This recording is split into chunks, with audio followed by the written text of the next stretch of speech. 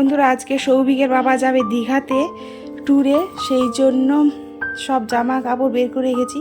আর ছেলে মানুষ তো বেশি, সেই জন্য গোছ গাছ নেই, কয়েকটা শুধু জামা কাপড় নিলেই হয়ে যাবে।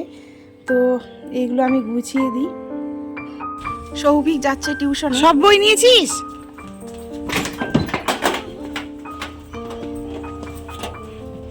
কি হয়েছে? গরম লাগছে তো, যাবি না? যাবি না? কে কে এমন করে সৌভিকের মতো, রাস্তা থেকে ঘুরে আসে বাড়িতে, টিউশন যাবে না? হ্যাঁ, এক্ষুনি লাগিয়ে দিব। যা জানলা ব্যাগ ট্যাগ চেঞ্জ করে।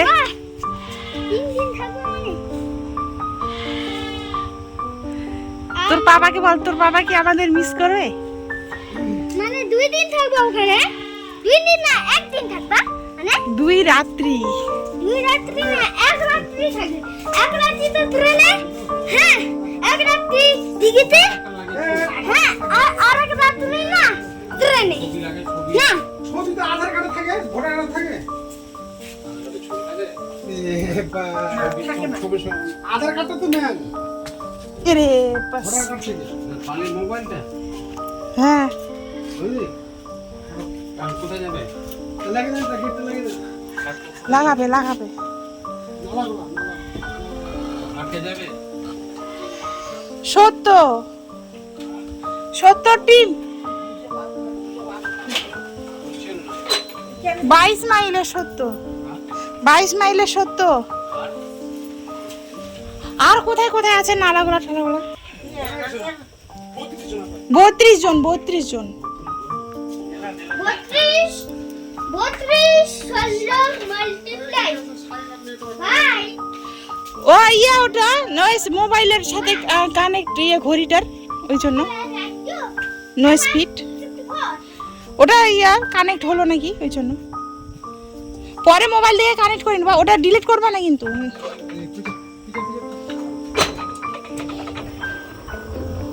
Tata, bye bye. ঠিক আছে।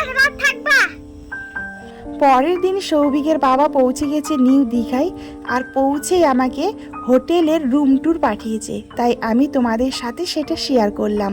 তো অনেক সুন্দর হোটেলটা, আর এটা হলো নিউ দীঘার জ্যোৎস্না ইন্টারন্যাশনাল হোটেল। তো রুমের ভেতরে গিয়ে দেখাচ্ছে কি কি আছে। এখানে তো প্রথমে ঢুকেই বাথরুম, খুব সুন্দর একটা বাথরুম, সোফা, আলমারি, ড্রেসিং টেবিল, ফ্যান, এসি, আর খুব সুন্দর একটা খাট আছে।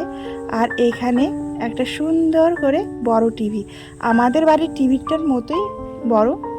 আর এইদিকে সোফার সামনে আছে একটা সুন্দর টি টেবিল।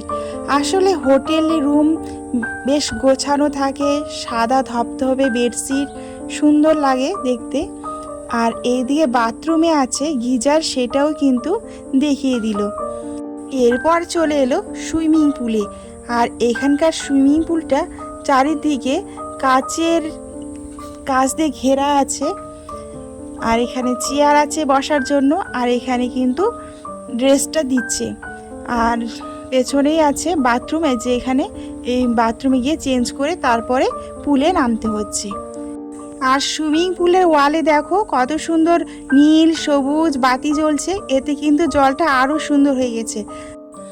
এরপর চলে এসছে সমুদ্র সৈকতে, আর দেখো কত মানুষ বসে আছে। আর এখন চলছে সমুদ্রে ভরা জোয়ার, সেই জন্য কেউ স্নান করতে পারছে না, সকলেই বসে বসে সমুদ্রের এই অপূর্ব দৃশ্য দেখছে।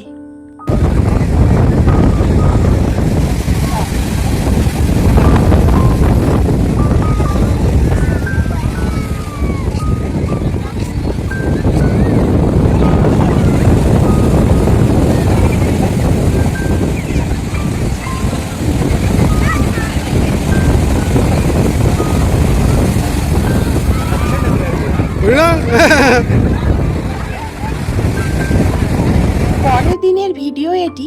আর পরের দিনে সমুদ্রে চলছিল ভাটা, আর এই ভাটাতে সকলে কিন্তু মন ভরে আনন্দ করেছে, সকলে স্নান করেছে। তো দেখো কত কত মানুষ আনন্দ করছে।